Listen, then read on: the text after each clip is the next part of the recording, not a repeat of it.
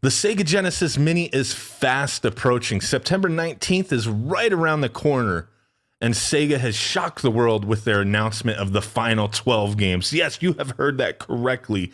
12 games, not 10, not 11, but 12. We all thought there was 10 more games to go. No, Sega said, shut the hell up. We got an extra 2 games. Right here's the Japanese list. We're going to look at the US list in a moment, but this Japanese list has me a little conflicted right now. And if you followed my channel for a long time, you probably already know why without me even saying anything. But we'll get into that in a second. They also have announced some kind of crazy add-ons that don't do anything. That's also got me conflicted as well. We've talked about the possibility of a Sega CD Mini in the future, but they've already announced one. They've already announced one in Japan, at least. A Mega Drive CD Mini and a 32X Mini and some cartridges. We already heard about cartridges, you know, in the Japanese, like bonus stuff, little cartridges that don't do anything. But what the heck? We're going to take a look at that in a second. Let's just get into these 12 games for the Western release. But yes, the Japanese version, they got some games that are shared with what we're getting, but that's Snow Brothers right there. That right there. Oh my God. That is the best damn Snow Brothers port, for home consoles. It's damn near arcade perfect. The graphics are amazing.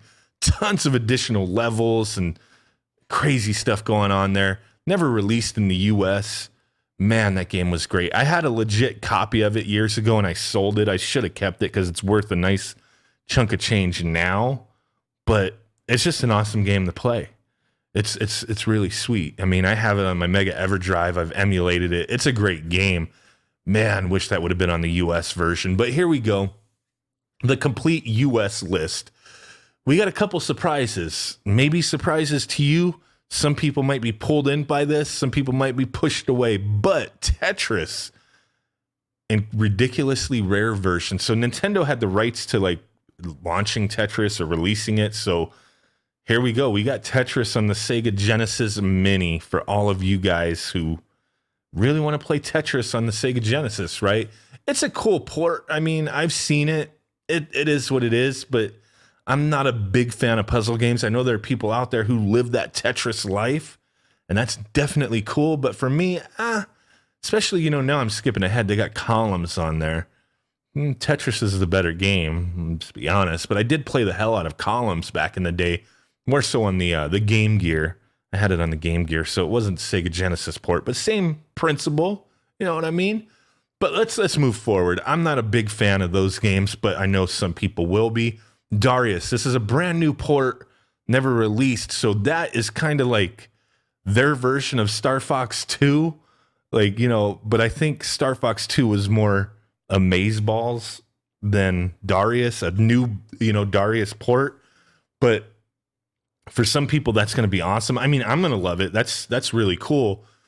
And they kind of ramped it up as far as like, hey, there's some exclusive stuff here that's not out there. You know what I mean? So that's kind of neat, but it's just going to depend. This list isn't going to please everybody. And for me, the final 12 games are not crazily exciting, just being honest.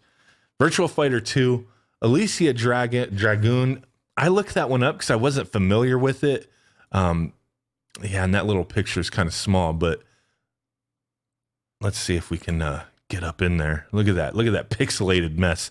It's actually a fun game. I looked it up because I wasn't sure what this game was, but I have played this in the past. It's a Game Arts game. It's like a little action platform adventure type game. Pretty cool. Player controls Alicia, a young woman who is on a quest to avenge her father and save the world. She can fire lightning from her hands and summon 4 faithful beasts. She's got some beasts. So that looks like a pretty cool game. I mean, like I said, I've played it before. Monster World 4. I love Monster World, so that's definitely a cool one. Kid Chameleon. Woohoo. Dang. Always forget to turn that off. Kid Chameleon. Road Rash 2. That's a cool little surprise to see that on there. Not extremely exciting. Eternal Champions. I'm more excited for Road Rash 2 than Eternal Champions, just being honest. But still pretty neat to see it there. Some people really love the game. I have the cartridge of it. I don't really play it that often. It's an okay fighting game. Columns, like I said, I've got some history with columns. I'll probably play it a little bit. Tetris, yeah, ridiculous. Like, Nintendo Life here, they have this little ridiculously rare version that doesn't make me want to play it anymore, but I'll still check it out. I'd probably play columns more than I would Tetris, even though I feel Tetris is the better puzzle game. It's just I've played Tetris more than columns, so to me it's more like I think Sega, I think columns. So I'd probably jump on that quite a bit more. Dynamite Heady, okay. And then Strider, pretty awesome. A lot of people predicted that Strider was going to be on this thing. And there we go. We got Strider. Light Crusader, and that rounds out the 12 games. The Japanese list, man, they got some of the same stuff. Darius, Tetris, Columns, Monster World, Dynamite Heady, and a few others. They got Road Rash 2 as well. Slap Fight, don't know what the hell that one is, but Snow Brothers, guys got me there, man.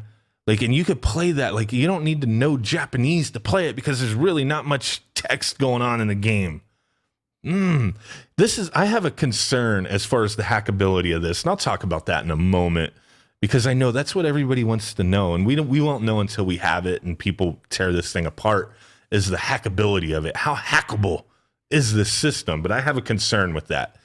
I'm no emulation scientist, so I can't really wrap my head around this, but I'm going to talk about that in a second. But let's take a look at this Mega CD add-on, Sega CD add-on. I think this looks dope. I'm not going to lie, especially when we get here. Look at that. Would you look at that? The little cartridge there, the 32X, the Sega Genesis Model 1 with the Model 1 Mega CD. Mega Drive, my bad. We're looking at the Mega Drive, not the Sega Genesis. It's all the same thing, though. But yeah, that is really cool. 3,980 yen. So you're paying what, like half of the price of a Mega Drive Mini just to get these plastic add-ons. I think that's really neat aesthetically to have it that way. I dig it. It's just, it doesn't function. It doesn't do anything. And they've, there was the talks about the prospect of if this does very well, that they will release a Mega CD or Sega CD Mini, or think about, they think about it. Nothing's guaranteed, but they're releasing just a hollow piece of plastic. Don't know if this is going to release in the US.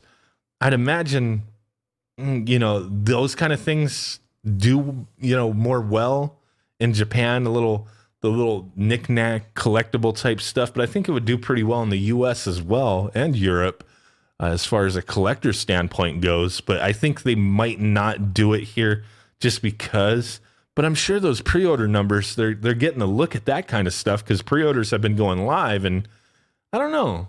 I mean, it would be kind of interesting to see that released here. If not, I mean, it should all just be able to fit the US version, I'd imagine, unless there's some kind of change, or if you just buy the Japanese version and get it anyway. So I might be looking at grabbing this thing. I don't know. But there we go. That's the news for the day. But my main concern with the hackability of this is with M2 doing the emulation. Like, is this going to be like where the system can only run specifically special patched ROMs? Like, they're doing the whole emulation thing behind it, the whole software package for this device. Is it going to be something where somebody else is going to have to develop some kind of patcher to make, regular ROMs work? That's something that just started floating around in my mind the other day, because I know everybody wants to know, can this be hacked? Are we going to be able to hack this thing? And we won't know until we have it in our hands and people really start, tearing this apart, digging into the software.